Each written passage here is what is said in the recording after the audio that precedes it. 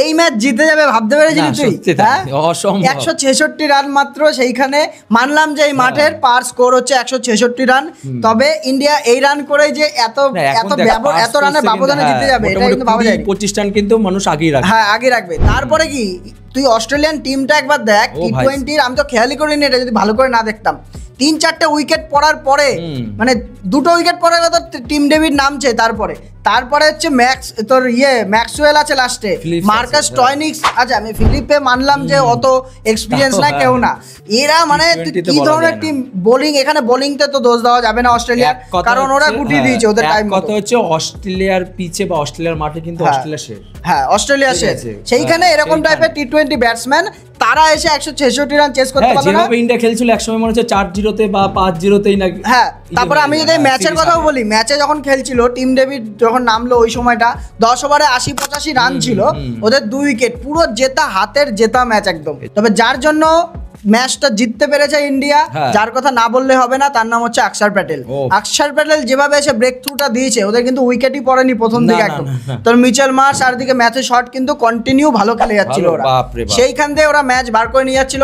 অক্ষর প্যাটেল উইকেটটা পেয়েছে, সেই জায়গাটা আর্শদীপ সিংকে তো ধুয়ে দিয়েছে একটা ওভারে, 15 রানের উপরে মেরে দিয়েছে। তারপরে জাসপ্রীত বুমরা উইকেট পাচ্ছিল না, উইকেট না পেলে জেতা মুশকিল। হ্যাঁ অক্ষর প্যাটেলই করেছে। আর যদি আমরা ম্যাচের মধ্যে আসি, ম্যাচ সেই টস আবার হেরে গেছে ইন্ডিয়া, ঠিক আছে, আর বলে লাভ নেই, আর আমি তো আশাই ছেড়ে দিয়েছি একদম, ঠিক আছে। এবার ধরে নিতে হবে যে আমাদের ইচ্ছা মতো হবে না, ফার্স্টে ব্যাটিং এর জন্য রেডি, বোলিং এর জন্য আমরা রেডি, ঠিক আছে, সেই হিসাবে চলতে হবে। তো অভিষেক শর্মা আর গিল, প্রথম দিকে যার কথা এখানে বলতে হবে সেটা হচ্ছে শুভমান গিল।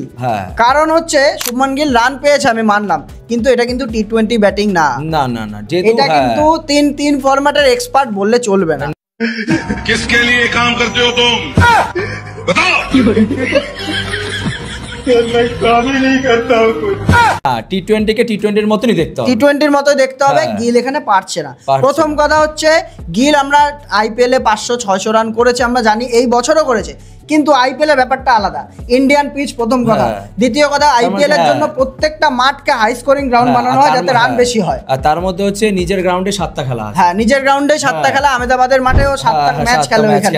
আর এইখানে এসে বাইরে এসে কিন্তু বোঝা যাচ্ছে পুরো সিরিজ কিন্তু ফ্লপ। এইখানটায় আমি মনে করি যশস্বী জয়সওয়াল গিলের থেকে অনেক বেশি জরুরি টি20 স্কোয়াডের জন্য। আর যেটা আমরা মনে করছি, আর আমার মনে হচ্ছে না যে গৌতম গম্ভীর 2027 অবধি কোনো চেঞ্জ করবে না, আমার এটা মনে হচ্ছে, যেহেতু অন্তত 2026-এ ওয়ার্ল্ড কাপ আর কিছু হোক না, 2026-এ ওডিআইটা ঠিক আছে, ওডিআইয়ের জন্য পারফেক্ট, টেস্টের জন্য তো খুবই একদম চুমু ব্যাটিং করছে, সেটা আমি বলছি না, কিন্তু সবাইকে সব জায়গায় ঢুকিয়ে দিলে তো চলবে না বাবু, মানে ঢুকে মানে একটু জোর জবরদস্তি খেলছে, জোর জবরদস্তি ঠেলছে। তো ইন্ডিয়ার ব্যাটিং এ যদি আমরা আসি, শুভমান গিল প্রথমে একটু স্টার্ট দিয়ে দিল, প্রত্যেকে অল্প অল্প করে রান করে গেছে। সূর্যকুমার যাদব আজকেও ফ্লপ, সেরকম রান পায়নি। ইন্ডিয়ার রান কিন্তু 10 ওভারে 80-এর উপরে রান ছিল, 13-14 ওভার অবধি কিন্তু রান ব্যাপক ছিল। লাস্টে 4 ওভারে গিয়ে 36 রান হয়েছে, তাও অক্ষর প্যাটেলের ওইটা করেছে। কিন্তু আরেকটা কথা বলবো, জিতেশ শর্মাকে কিন্তু ভাই আমি ব্যাকফুটে নিচ্ছি, কেননা মানে ঋষভ পান্ত আসলো বলে, এমন ফিট হয়ে গেছে, সাউথ আফ্রিকা স্কোয়াড দিয়েছে যে ওইখানে স্কোয়াডের নাম চলে এসেছে ভাইস ক্যাপ্টেন। হ্যাঁ এটা তো আসবে, আমার মনে হয় না কোথাও, ঠিক আছে, জিতেশ শর্মা ব্যাকফুটে ঘুরতে চলেছে, ঠিক আছে। আর এই মাঠে সেকেন্ড উইকেট কিপার হিসেবে হয়তো থাকতে পারে, না থাকার কিছু না, সঞ্জু স্যামসন থাকলে ওই থাকবে সেকেন্ড উইকেট। তো যাই হোক, এই মাঠের রান যা আছে, বিবিএল এর হিস্ট্রি আমি বলে দিচ্ছি, 166 রান হচ্ছে, 65-66, এটা হচ্ছে পার স্কোর এই ম্যাচের, তো এভারেজ স্কোর বলা যায়।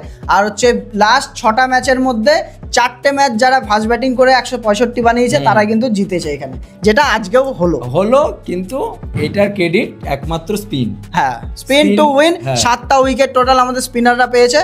আর তুই একটা জিনিস চিন্তা করেছিস, অস্ট্রেলিয়ার মাঠে 3 খানা স্পিনার খেলছে, মানে ভাবা যায় মানে কত বড় ইন্ডিয়ার কনফিডেন্স, কত বড় বলার। এই মাঠটা ছিল স্পিনারের মাঠ, তাও বলছি এক সময় তো ভাবাই যেত না। তবে একটা জিনিস আমার যেটা আজকে খুব দেখে ভালো লাগলো, চেঞ্জ দরকার, চেঞ্জ করতে হয়, ব্যাটিং অর্ডারে চেঞ্জ করতে হয়, কিন্তু আমার যেটা সব থেকে ভালো লাগলো, শিবম দুবেকে নামিয়েছে, তো 3 নম্বরে আজকে, কারণ অ্যাডাম জ্যাম্পা কিন্তু সেই সময় বোলিং করছিল আর দুটো 6ও মেরেছে, আমরা ভালো দেখেছি, ঠিক আছে। আরো বড় ইনিংস খেলতে পারতো, খেলতে পারেনি, সেটা আলাদা ব্যাপার, এইটুকু চলে, ঠিক আছে। এত জাজমেন্টাল হলে চলবে না। পুশব্যাক করছে তো বোলিং এর জন্য, ঠিক আছে।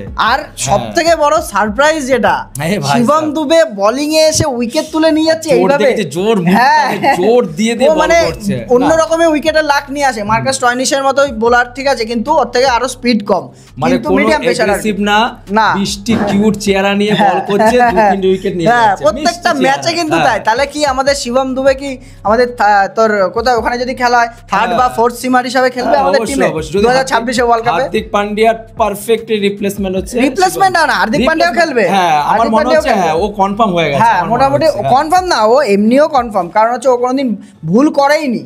ও কোনোদিন একটা ম্যাচ এখনো অবধি 38টা ম্যাচে গেছে, আগের দিন যে ম্যাচটা হেরেছিল সেই ম্যাচটা। তাছাড়া শিবম দুবে ইন্ডিয়ান টিম থাকাতে এখনো অবধি একটা ইন্ডিয়া ম্যাচ। তাহলে কি লাকি চাম টি20 এর জন্য? অবশ্যই লাকি চাম, এত কি করে হবে, নালে 2019 থেকে চলে আসছে। হ্যাঁ অবশ্যই। আর ইন্ডিয়ান বোলিং কামব্যাক যা করলো ভাই আজকে, ঠিক আছে, এটা একদম মানে তারিফ করার যোগ্য। 10 ওভারে 80 রান কত ছিল? 10 ওভারে 80 রান ছিল, সেইখান থেকে অক্ষর প্যাটেলের ব্রেক থ্রু, তারপরে যে শিবম দুবে টিম ডেভিডের যে উইকেটটা নিয়েছে, ওইটা সব থেকে ইম্পর্টেন্ট উইকেট ছিল কিন্তু, তাই তো? তার না হলে টিম ডেভিড একা জিতিয়ে নিয়ে চলে গেল। তারপরে তো আছেই আমাদের ওয়াশিংটন সুন্দর, কত 1 ওভার 2 বল না 3 বল করেছে, 3 উইকেট নিয়ে একদম 3 রান দিয়ে 2 উইকেট 3 রান 3 উইকেট 2 রান দিয়েছে, এরকম হয়েছে। শিবম দুবে, ওয়াশিংটন সুন্দর, আমার মনে হচ্ছে ইন্ডিয়ার টিমের এখন হচ্ছে ওয়াশিংটন সুন্দরে আমি তাও গ্যারান্টি দিতে পারছি না, যেখানে পেস খেলবে ওখানে ওকে বসে যেতে হবে, কিন্তু 8 নম্বরে ব্যাটসম্যান। হ্যাঁ, ওটাই তো। একটা জিনিস খেয়াল করলি, 8 নম্বরে জবে থেকে ব্যাটসম্যান খেলাচ্ছে, এর আগেও খেলাতো, জবে থেকে এটা হাওয়াটা আর কি উঠেছে, প্রত্যেকটা ম্যাচে 8 নম্বর ব্যাটসম্যানকে ব্যাটে নেমে ব্যাট করতে হচ্ছে। এটা ঠিক। তার আগে কিন্তু দরকারই থাকতো না, অভিষেক শর্মা একা বের করে নিল, সূর্য কুমার একা বের করে নিল, কিন্তু এই মুহূর্তে কিন্তু এসে প্রত্যেকটা ম্যাচে দরকার লাগে। হ্যাঁ, গৌতম গম্ভীরকে হয়তো আমরা ক্রিটিসাইজ করি ঠিকই, কিন্তু মাঝে মাঝে ওর হয়তো মানে মন তো কাজে লেগে যায়। হ্যাঁ। আর বরুণ চক্রবর্তী তো না, যার নাম বলিনি আমি বলে দিলাম, বরুণ চক্রবর্তীও খুব সুন্দর বল করেছে, লাস্টে এসে ফিনিশিং এ উইকেটটা পেলো তাই। তাছাড়া এমনি 26-27 রান দিয়েছে ওভারে 4 ওভারে, আবার কি চাই, 6.5 কি 7, আবার কি চাই। আর বুমরা আর সিং সাহেবের তো কোনো কথা নেই, ওরা তো তুলে দিয়ে গেল। আজকে অর্শদীপ সিং একটা ওভারে মার খেয়ে গেছে যদিও, আবার দেখ তো কামব্যাক তো করেছে। তো যাই ছিল এই ম্যাচের সেমারি, এই ম্যাচের মধ্যে খুব একটা বেশি ছিল না, ইন্ডিয়া 2-1 খুব সুন্দর কামব্যাক করেছে। হ্যাঁ, 2-1 এগিয়ে রয়েছে, লাস্ট ম্যাচ দেখা যাক কি হয় না হয়, ঠিক আছে। যদি অস্ট্রেলিয়া জিতে যায় ম্যাচ তো ড্র হয়ে যাবে, আমরা হচ্ছে সিরিজ সেভে আছি, সিরিজ আমরা এখন ড্র হবে, হ্যাঁ ঠিক আছে, আর নালে আমরা এখন আপার হ্যান্ডে আছি সোজা কথা। তো এই ভিডিও এইটুকুই ছিল, এই ভিডিও আজকে আর টানবো না। আর আমরা একটা চেষ্টা করব ইন্ডিয়া আর সাউথ আফ্রিকার যে একটা টিম স্কোয়াড দিয়েছে, ওটার একটা ভিডিও নিয়ে আসার জন্য আপনারা আমাদের চ্যানেলের মধ্যে জমে থাকবেন, চ্যানেল সাবস্ক্রাইব করে রাখুন, বেল আইকনটা দাবিয়ে রাখুন, যাতে আমরা ভিডিও দিলে সবার আগে আপনারা দেখতে পারেন। আমরা কিন্তু আমাদের তরফ থেকে পুরো খাটনি করে যাচ্ছি আপনাদের জন্য, মানে কন্টিনিউ ভিডিও নিয়ে আসছি, কন্টিনিউ। তো থাকবেন আমাদের সাথে, ভালো থাকুন, সুস্থ থাকুন, দেখা হচ্ছে পরের ভিডিওতে, বাই।